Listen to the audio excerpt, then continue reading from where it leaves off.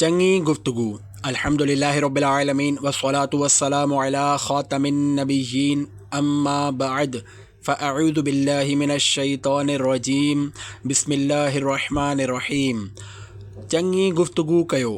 दुआए अत्तार या रब्बल मुस्तफ़ा जेको बि मुकमल रिसालो गुफ्तगू जा आदाब पढ़ी या ॿुधी वठे उनखे सुन्नत जे मुताबिक़ ॻाल्हि ॿोल करण जी अची वञे ऐं उन जी बेहिसाब मग़फ़िरत थिए। आमीन बिजाह ख़ातमिन नबिय्यीन सल्लल्लाहु अलैहि वसल्लम। दुरूद शरीफ जी फ़ज़ीलत। फ़रमाने मुस्तफ़ा सल्लल्लाहु अलैहि वसल्लम बेशक क़यामत जे ॾींहुं माण्हुनि मां मुंहिंजे सभ खां वेझो उहो हूंदो जेको मूं ते सभ खां वधीक दुरूद मोकिले। तिर्मिज़ी जिल्द 2 सफ़ो 27 हदीस 484। ए आशिक़ाने रसूल, बेशक इंसान खे गुफ्तगू ॻाल्हि ॿोल जी ज़रूरत पवंदी रहंदी आहे, पर इहो यादि रहे त ग़ैर ज़रूरी जाइज़ गुफ्तगू खां बि ख़ामोशी बहितर आहे। सल्लू अलल हबीब सल्लल्लाहु अला मुहम्मद व आलिही व सुहाबिही व बारक वसल्लम। गुफ्तगू दौरान आवाज़ बुलंद करण जी मज़म्मत। अल्लाह पाक सिपारे 21 सूरत लुक़मान आयत 19 में इरशाद फरमाए थो, बिस्मिल्लाहिर्रहमानिर्रहीम वग़्दुद मिन सौतिक इन्न अनकरल अस्वाति लसौतुल हमीर। तर्जुमो कंजुल इरफान। ऐं पंहिंजो आवाज़ कुझु हल्को रख, बेशक सभ खां बुरो आवाज़ गदह जो आवाज़ आहे। हल्के आवाज़ सां ॻाल्हि ॿोल करणु सुन्नत आहे। सदरुल अफ़ादिल हज़रत अल्लामा मौलाना सैयद मोहम्मद नईमुद्दीन मुराद आबादी रहमतुल्लाहि अलैहि हिन आयत जी तफ़सीर में लिखनि था, शोर करणु ऐं आवाज़ बुलंद करणु मकरूह ऐं नापसंदीदा आहे ऐं इन में का फ़ज़ीलत नाहे। गदह जो आवाज़ बुलंद हुजण जे बावजूदु मकरूह याने नापसंदीदा ऐं ख़ौफ़नाक हूंदो आहे। हुज़ूर अकरम सल्लल्लाहु अलैहि वसल्लम खे नर्म आवाज़ सां कलाम याने ॻाल्हाइणु पसंदि हो ऐं वॾे आवाज़ सां ॻाल्हाइणु पसंदि न हो। ख़ज़ाइनुल इरफ़ान सफ़ो 762। अरब जा मुशरिक ॾाढियां ॻाल्हाइण खे फ़ख़्रु सम्झंदा हुआ। हज़रत अल्लामा इस्माइल हक़ी रहमतुल्लाह अलैहि लिखनि था, जॾहिं माण्हू पाण में गुफ्तगू कनि त उन्हनि मां सभ खां घणो बुरो ऐं ख़ौफ़नाक आवाज़ उन जो आहे जेको गदह वांगुरु ॾाढियां ॻाल्हाईंदो आहे। अरब जा मुशरिक ॾाढियां ॻाल्हाइण खे फ़ख़्रु सम्झंदा हुआ। हिन आयत में उन्हनि जे हिन फ़ख़्रिया तरीक़े खे रद्द कयो वियो। रूहुल बयान जिल्द 7 सफ़ो 87 खां ख़ुलासो। गदह छो हींगंदो आहे?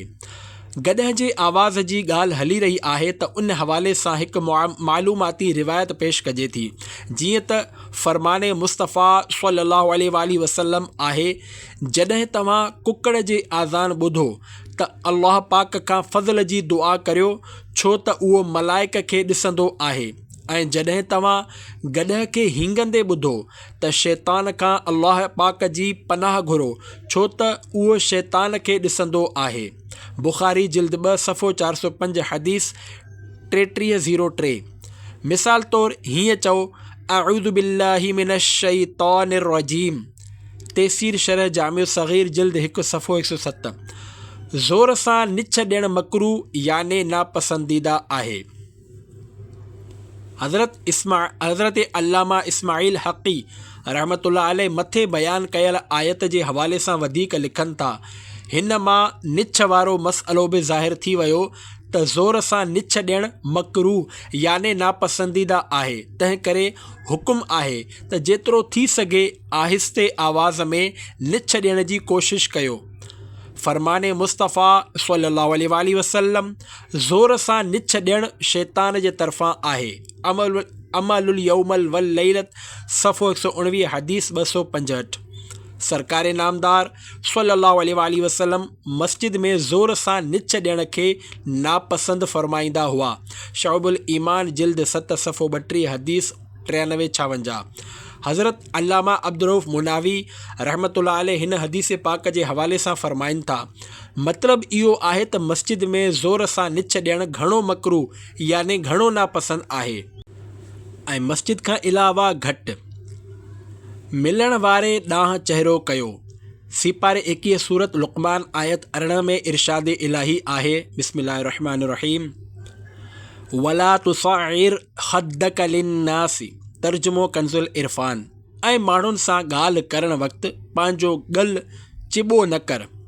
हज़रत अल्लामा मौलाना सैयद मोहम्मद नईमुद्दीन मुराद आबादी रहमतुल्लाह अलैह हिन मुबारक आयत जे तफ़सीर में लिखनि था, जॾहिं माण्हू गुफ़्तगू कनि त उन्हनि खे याने जंहिंसां गुफ़्तगू करे रहिया आहिनि उन्हनि खे हक़ीर सम्झंदे उन्हनि तरफ़ तवजो न ॾियणु, जीअं मुतकब्बिरनि याने मग़रूरनि जो तरीक़ो आहे इख़्तियार न करणु, ग़नी ऐं फ़क़ीर याने अमीर ऐं ग़रीब सभिनी सां आजिज़ीअ सां पेश अचणु। हज़रत अल्लामा इस्माइल हक़ी रहमतुल्लाह अलैह तफ़सीर रूहुल बयान में लिखनि था त सलाम ऐं कलाम ऐं मुलाक़ात जे वक़्तु आजिज़ीअ तौरु पंहिंजो पूरो चहिरो माण्हुनि जे तरफ़ कयो, उन्हनि खां चहिरो न हटायो ऐं उन जो कुझु हिसो लिकायो।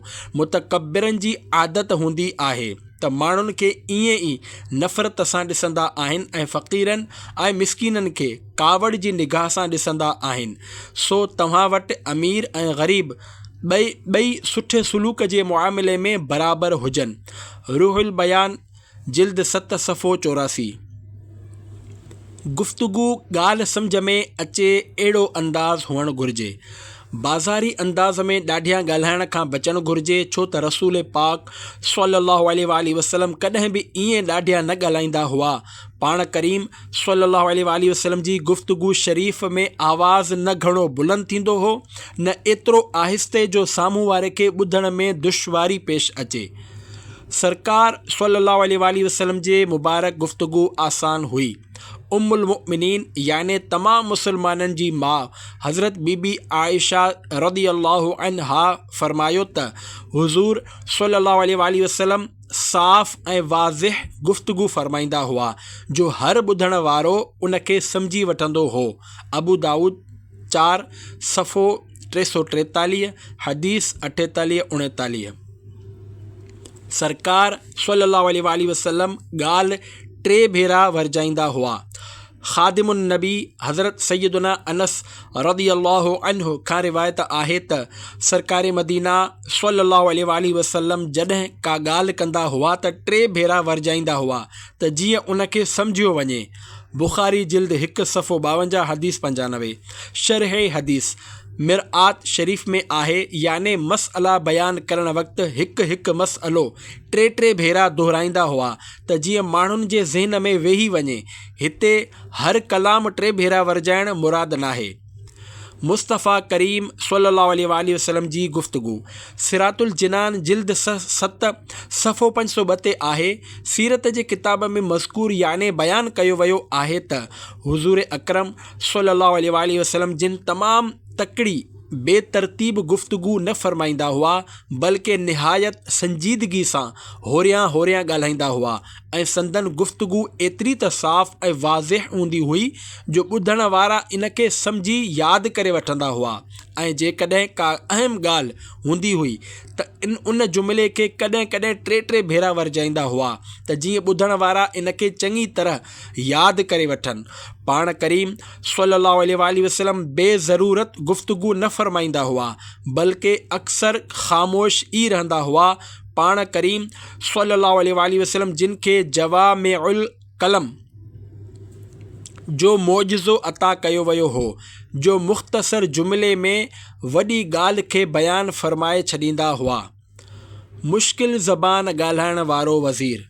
लतीफ़ो ॻाल्हाइण में अल्फाज़ सादा ऐं साफ़ हुजणु घुरिजनि। मुश्किल अल्फाज़ इस्तेमालु करण में थी सघे थो ॿिए ते अव्हां जी ज़बान जी वाक़फ़ियत जी धाक त वेही वञे, पर अव्हां जेको चवणु चाहियो था शायदि उहो खेनि सम्झ में न अचे। मुंहिंजी हिन ॻाल्हि खे हिन फ़र्ज़ी लतीफ़े मां सम्झण जी कोशिशि कयो। हिकु भेरे ज़राअत ऐं पाणी जो वज़ीर याने मिनिस्टर ऑफ इरीगेशन हिकु ॻोठ जे दौरे याने विज़िट ते पहुतो। हारियुनि जो हिकु वफ़्द याने डेलीगेशन मिलणु आयो। उन्हनि हारियुनि वज़ीर खां इजाज़त वठण जे लाइ हिकु हारीअ खे अंदरि मोकिलियो। वज़ीर साहिबु मथो खणी निहारे पुछियो, अव्हां जी किश्त ज़ार ते इमसाल इमतार जो तक़ातुर थियो अलाए न? अणपढ़ियल हारीअ फार्मर जॾहिं ही जुमिलो ॿुधो त हिकदमि ॿाहिरि निकिरी आयो ऐं साथियुनि खे चवणु लॻो, वज़ीर साहिबु तिलावत फरमाए रहियो आहे। ए आशिक़ान रसूल, वज़ीर साहिब जेकॾहिं मुश्किल ज़बान न ॻाल्हाए हा त हारी परेशान न थिए हा। हालांकि उहा तिलावत न हुई, पर ॻाल्हि खे थोरो मुंझाए बयानु कयो हुआईं।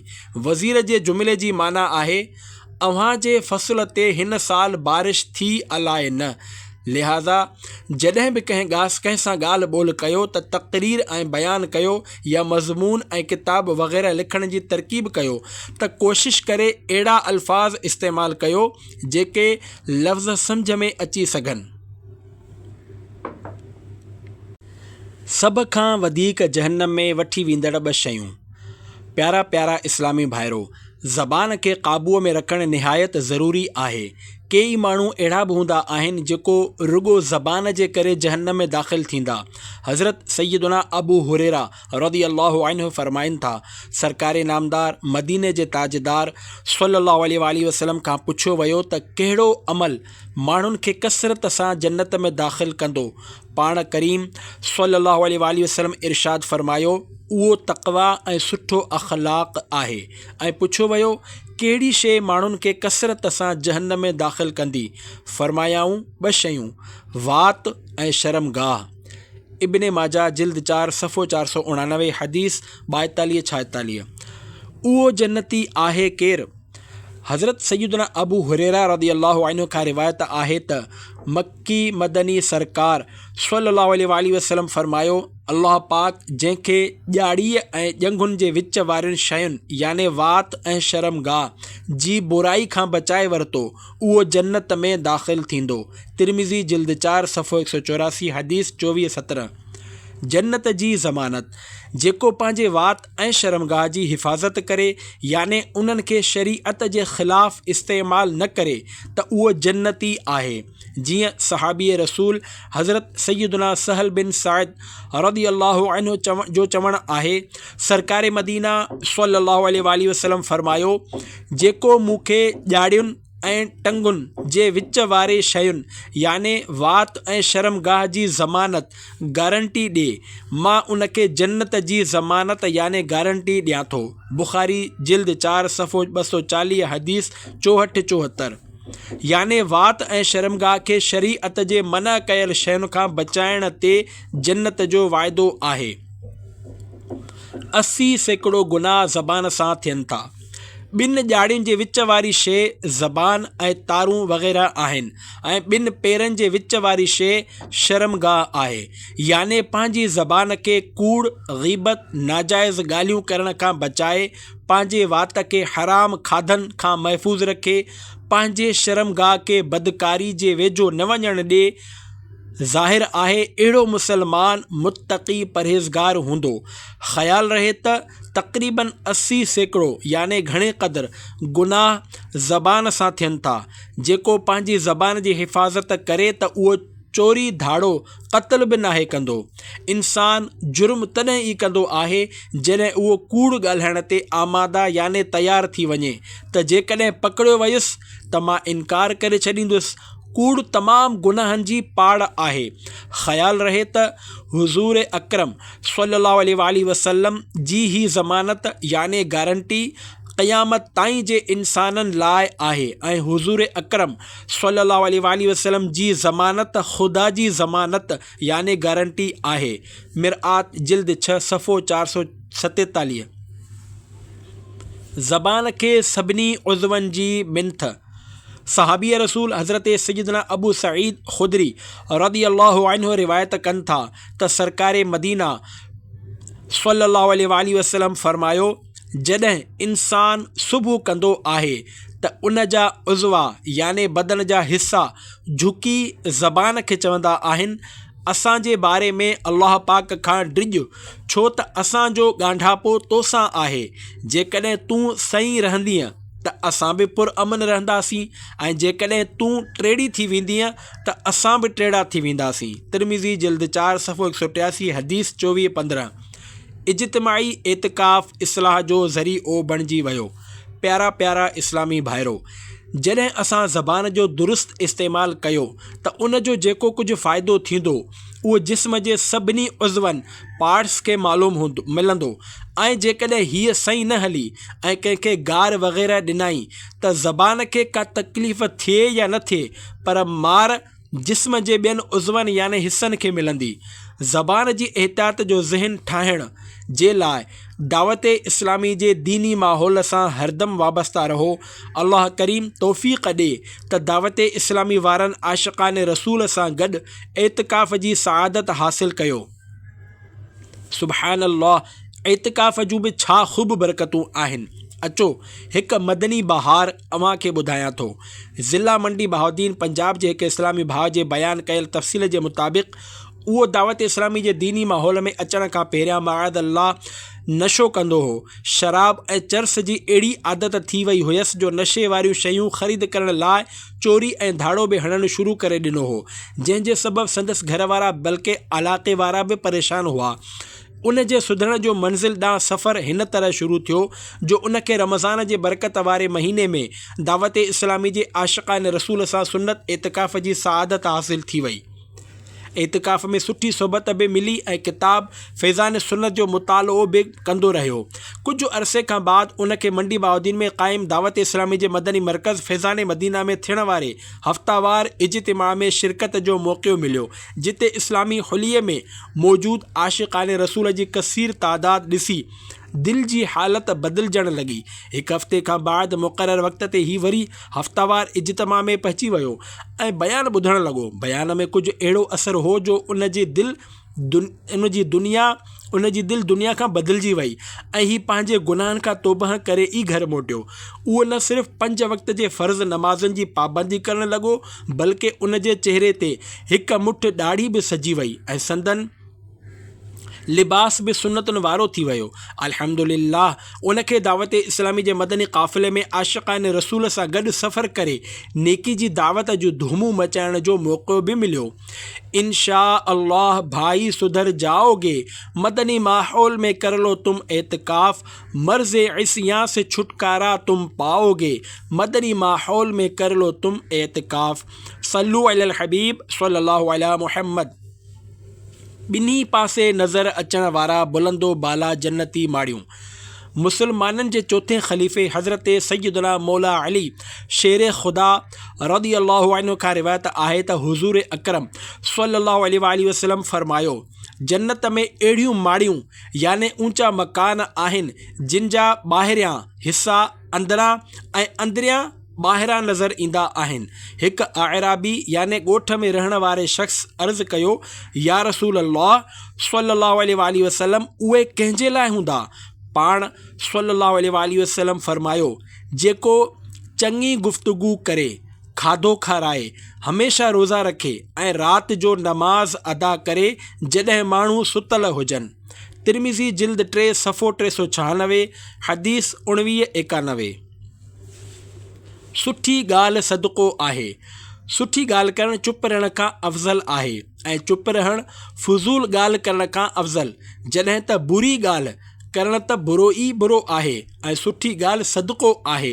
हज़रत अबू हुरैरा रज़ी अल्लाहु अन्हु बयानु फ़रमाइनि था, हुज़ूर नबी करीम सल्लल्लाहु अलैहि वसल्लम फ़रमायो, सुठी ॻाल्हि सदको आहे। बुख़ारी जिल्द 2 सफ़ो 306, हदीस 29-99। सदको याने हिते सदक़े मां मुराद सदक़े जो सवाबु मिलणु आहे। फ़रमाने मुस्तफ़ा सल्लल्लाहु अलैहि वसल्लम, हर भलाई सदको आहे। बुख़ारी जिल्द 4 सफ़ो 105, हदीस 60-21।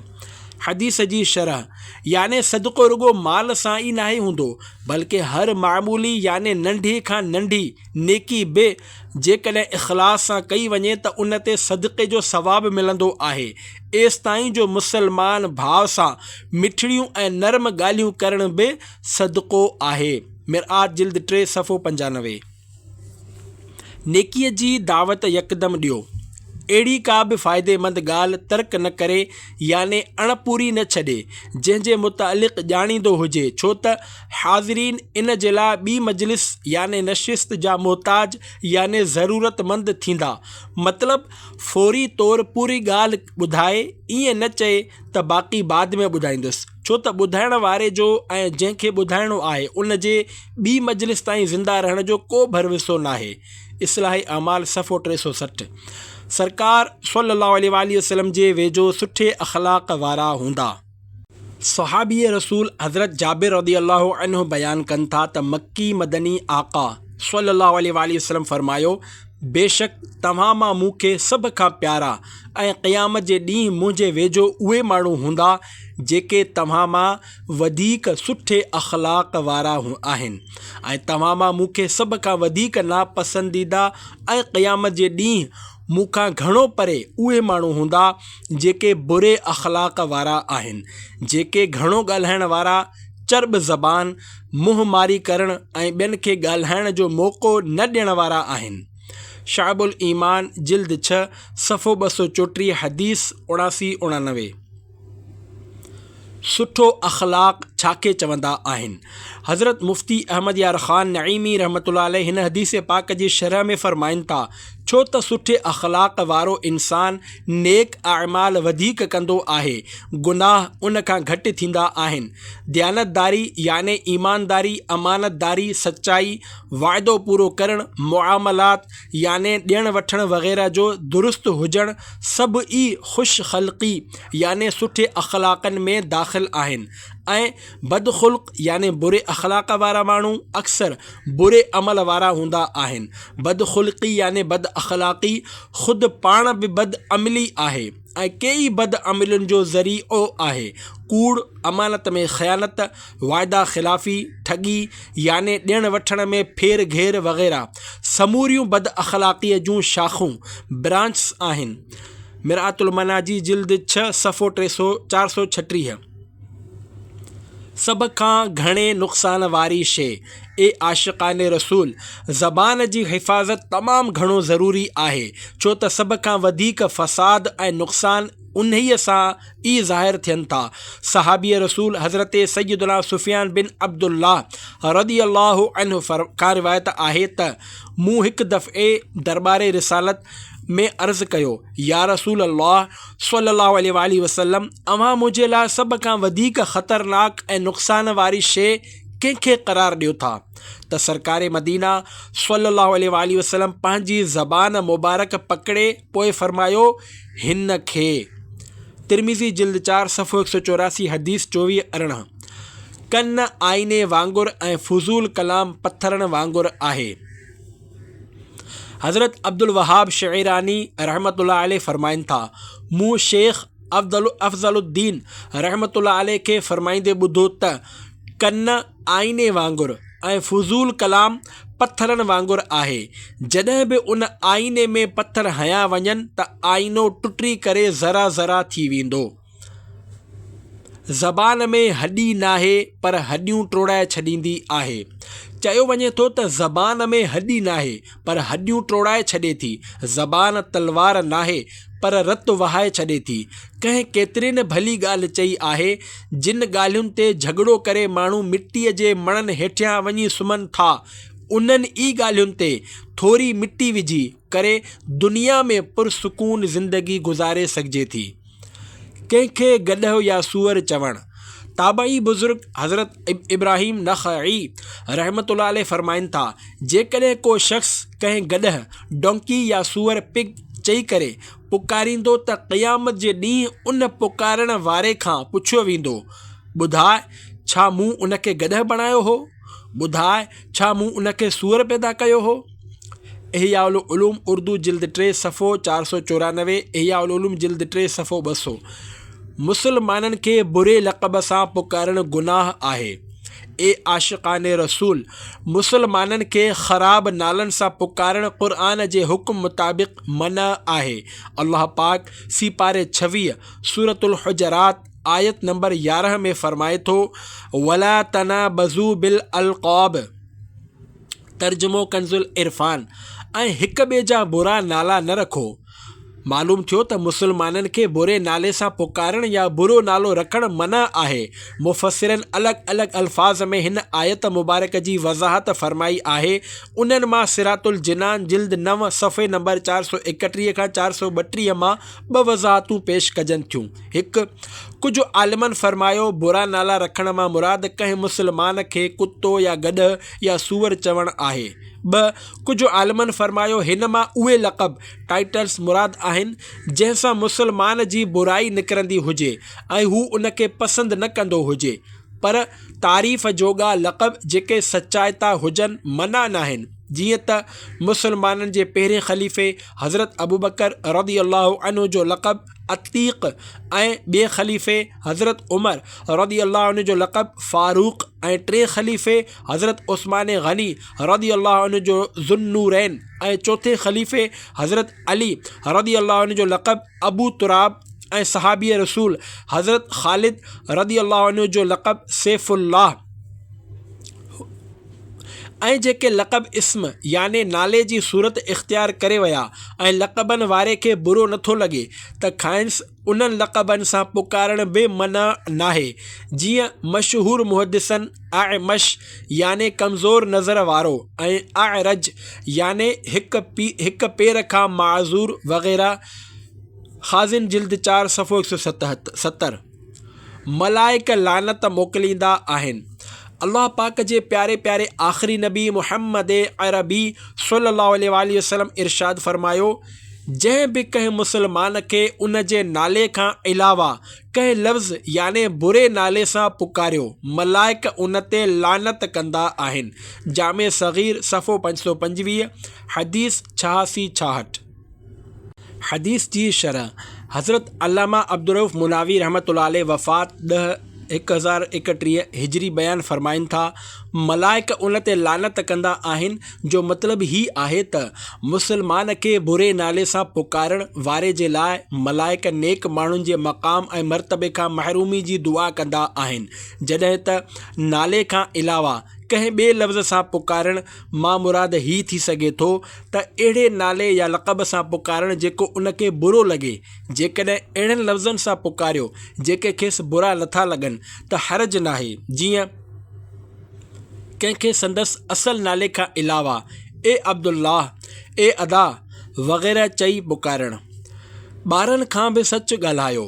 हज़रत सहाबी नबी हज़रत अब्दुल्ला बिन आमिर रज़ी अल्लाहु अन्हु पंहिंजे नंढपण शरीफ़ जो वाक़ियो बयानु कंदे ॿुधाइनि था त नबी करीम सल्लल्लाहु अलैहि वसल्लम हिकु ॾींहुं असांजे घर तशरीफ़ फरमा हुआ त मुंहिंजी अमड़ साइण मूंखे पाण वटि घुराए चयो त हेॾे अचु त मां तोखे कुझु ॾियां।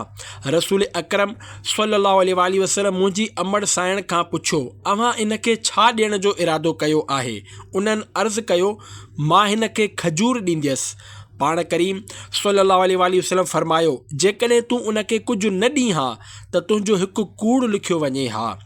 अबू दाऊद जिल्द 4 सफ़ो 387, हदीस 49-91। हज़रत अब्दुल्ला बिन आमिर जो ज़िक्र ख़ैर। अचो ही रिवायत बयान करण वारे सहाबी नबी हज़रत अब्दुल्ला बिन आमिर रज़ी अल्लाहु अन्हु जा मुबारक हालात ॿुधूं था। संदन नालो मुबारक हज़रत अब्दुल्ला इब्न आमिर इब्न कुरैज़ आहे। पाण कुरैशी आहिनि। मुसलमाननि जे टे ख़लीफ़े हज़रत सैयदना उस्मान गनी रज़ी अल्लाहु अन्हु जा मारोट आहिनि। विलादत याने बर्थ जो खां पोइ उन खे सरकार मदीना सल्लल्लाहु अलैहि वसल्लम जी ख़िदमत में आंदो वियो। पाण करीम सल्लल्लाहु अलैहि वसल्लम उन ते दम कयो ऐं हज़रत उस्मान गनी रज़ी अल्लाहु अन्हु जी ख़िलाफ़त वारे दौर में बसरा ऐं खुरासान जा गवर्नर रहिया। हज़रत सैयदना अमीर मुआविया रज़ी अल्लाहु अन्हु खेनि उन उहिदे ते क़ाइमु रखियो। बसरा जे नहर शाख पाण रज़ी अल्लाहु अन्हु खोटराई ॾाढा सख़ी हुआ। 57 या 58 हिजरी में इंतकाल थियो। अल असवाबत लि इब्न हजर जिल्द 5 सफ़ो 14-15। माल ऐं मकान ॿई रखो वाक़िओ। सहाबी रसूल हज़रत अब्दुल्ला बिन आमिर रज़ी अल्लाहु अन्हु ताबाई बुज़ुर्ग हज़रत ख़ालिद बिन उक़बा रहमतुल्लाह अलैह खां बाज़ार वारो मकान 70 या 80 हज़ार दिरहम में ख़रीदियो। राति थी त हज़रत ख़ालिद रहमतुल्लाह अलैह जे घर वारनि जे रोअण जो आवाज़ु ॿुधाई त पंहिंजे घर वारनि खां पुछियाईं ही छो रोई रहिया आहिनि। उन्हनि ॿुधायो त घर जे विका में सेल वञण सबबु त पाण रज़ी अल्लाह उन जी सखावत जो दरिया जोश में आयो ऐं पंहिंजे ग़ुलाम खे फ़रमायाऊं, ए ग़ुलाम, हज़रत ख़ालिद बिन उक़बा खे वञी चओ अव्हां घर ऐं हिन जी जेका रक़म तय थी हुई उहा बि पाण वटि वञी रखो। शौबुल ईमान जिल्द 7 सफ़ो 438 कौल नंबर 1887। अल्लाह पाक जी उन्हनि ते रहमत थिए ऐं उन्हनि जे सदक़े असांजी बेहिसाब बख़्शिश थिए। आमीन बिजाह ख़ातमिन नबीयीन सल्लल्लाहु अलैहि वसल्लम। सल्लु अलल हबीब सल्लल्लाहु अला मुहम्मद। वालिदैन जी नाफ़रमानी जी इस्लाह कीअं थिए। सहाबा व अहले बैत अलैहिम रिदवान जी महबत वधाइण, मुसलमाननि जा नाला बिगाड़ण खां बचण जो ज़हन बढ़ाइण ऐं ॿारनि सां बि हमेशह सच ॻाल्हाइण जी आदत अपनाइण जो जज़्बो वधाइण जे लाइ दावत इस्लामी जे मदनी क़ाफ़िलनि जा मुसाफ़िर बणिजो। दावत इस्लामी जे दीनी माहौल जी बरकत सां हिकु वालिदैन जे नाफ़रमान पुट जी इस्लाह थी वञण जी हिकु मदनी बहार ॿुधो ऐं झूमो। झंग पंजाब जो नौजवान शुरू में बेनमाज़ी ऐं माउ पीउ जो नाफ़रमान हो। ईअं हू अल्लाह पाक ऐं बाननि जा बि हक़ ज़ाया करे रहियो हो। हिकु भेरे संदसि वाले साहिब जे दुकान ते हिकु रिश्तेदार मुलाक़ात करणु आयो जेको दावत इस्लामी जे दीनी माहौल सां लाॻापियल हो। उन वक़्तु उहो नौजवान बि उते मौजूदु हो। उन इस्लामी भाउ दावत इस्लामी जे हफ़्तावार सुनतुनि भरे इज्तिमा में शरीक थियण जी दावत पेश कई जेका हुन क़बूल करे वरिती ऐं जुमेरात इज्तिमा में शरीक थी वियो। उनखे इज्तिमा में कुझु अहिड़ो सुकून नसीब थियो जो पोइ बाक़ाइदा हर जुमेरात इज्तिमा में शिरकत करण संदन मामूल बणिजी वियो। एतिरो ई न, रिश्तेदार इस्लामी भाउ जे कोशिश सां उन सुनतूं सिखण सेखारण जे 3 ॾींहं जे मदनी क़ाफ़िले में सफ़र जी सआदत बि हासिल कई। मदनी क़ाफ़िले में आशिक़ान रसूल खेसि तरबियती कोर्स करण जो ज़हन ॾिनो। जॾहिं ही मदनी क़ाफ़िले खां घर मोटियो त वालिदैन जी नाफ़रमानियुनि ते शर्मसार हो। उन माउ पीउ जे क़दमनि में वेही रोई रोई उन्हनि खां मुआफ़ी वरिती। उन्हनि बि शफ़क़त फ़रमाईंदे खेसि मुआफ़ करे छॾियो। उन खां बाद हुन वालिदैन खे अर्ज़ु कयो, ज़िंदगी तमामु थोरी आहे, ख़बर नाहे कॾहिं ख़तमु थी वञे। मां हयातीअ में इल्म दीन सिखणु चाहियां थो। अहिड़ी तरह जी गुफ्तगू कंदे हुन तरबियती कोर्स जे लाइ माउ पीउ खे राज़ी करे वरितो ऐं इजाज़त मिलण ते ख़ुशी सां पंहिंजो सामान खणी तरबियती कोर्स अची पहुतो जिते उनखे घणो कुझु सिखण लाइ मिलियो। उन जी ज़िंदगी जो अंदाज़ कुझु हिन रीति बदिलियो जो जेको पहिरियां वालिदैन जी नाफ़रमानी कंदो हो हाणे घर मां निकिरण खां पहिरियां संदन क़दम चुमंदो हो। पोइ उन फ़र्ज़ उलूम कोर्स बि कयो। तरक़ी कंदे कंदे उनखे दावत इस्लामी जे तनज़ीमी सेटअप में हल्क़े मुशावरे जे निगरान जी ज़िम्मेदारी मिली। अल्लाह रब्बुल इज़्ज़त उनखे ऐं असांखे दावत इस्लामी जे दीनी माहौल में इस्तिक़ामत नसीब फ़रमाए।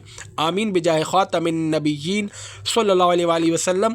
अल्लाह करम ऐसा करे तुझ पे जहाँ में ए दावत इस्लामी तेरी धूम मची हो। सल्लु अलल हबीब सल्लल्लाहु अला मुहम्मद। ॿारनि खे कूड़ो दिलासो ॾियणु। ताबई बुज़ुर्ग हज़रत सैयदना इमाम मुजाहिद रहमतुल्लाह अलैह फ़रमाइनि था, गुफ्तगू आमाल नामे में लिखी वेंदी आहे। एतिरे ताईं जो हिकु शख़्स पंहिंजे पुट खे चुप करण जे लाइ चवंदो आहे, मां तुंहिंजे लाइ फ़लाणियूं शयूं ख़रीद कंदुसि। जॾहिं त ख़रीदण जी नियत न हूंदी आहे त उनखे कूड़ो लिखियो वेंदो आहे। इहयाउल उलूम उर्दू जिल्द 3 सफ़ो 350, इहयाउल उलूम जिल्द 3 सफ़ो 142। ॿार खे रिझाइण जे लाइ मुहतात तरीक़ो इख़्तियार कयो। अफ़सोस, अॼुकल्ह ॿारनि खे ज़िद तां लाहिण जे लाइ कसरत सां कूड़ ॻाल्हायो वेंदो आहे। मिसाल तौरु, नीयत न हुजण बावजूदु चयो वेंदो आहे, तोखे रांदीका, झूला, टॉफ़ियूं, फ़लाणा बिस्किट वठी ॾींदासीं, फ़लाणे डिश पचाए खाराईंदासीं, फ़लाणी जॻह घुमण हलंदासीं, वग़ैरह वग़ैरह। असांजो सचो अल्लाह पंहिंजे सचे हबीब जे सदक़े में असांखे हमेशह सच ॻाल्हाइण जी तौफ़ीक़ अता फ़रमाए। आमीन बिजाह ख़ातमिन नबीयीन सल्लल्लाहु अलैहि वसल्लम।